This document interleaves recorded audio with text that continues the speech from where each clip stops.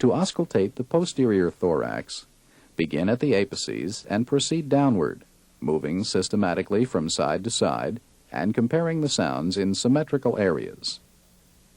Using the diaphragm of the stethoscope, listen to at least one entire breathing cycle at each location. Listen to the duration, pitch, and intensity of the inspiratory and expiratory sounds, decide what type of breath sounds you're hearing, and note any added sounds. Now this time, breathe deeply through your mouth. Let me know if it is uncomfortable. During auscultation, have the patient breathe deeply through his mouth.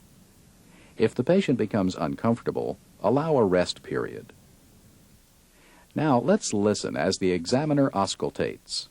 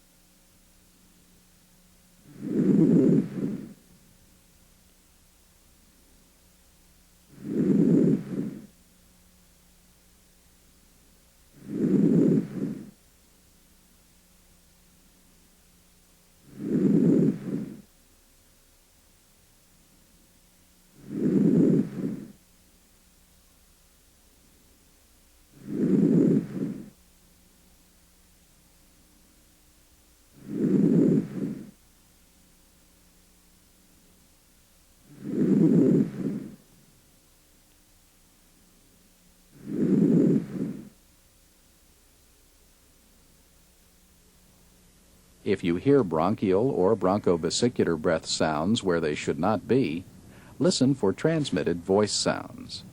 Now I want to say 99, please. While auscultating the chest, ask the patient to say 99.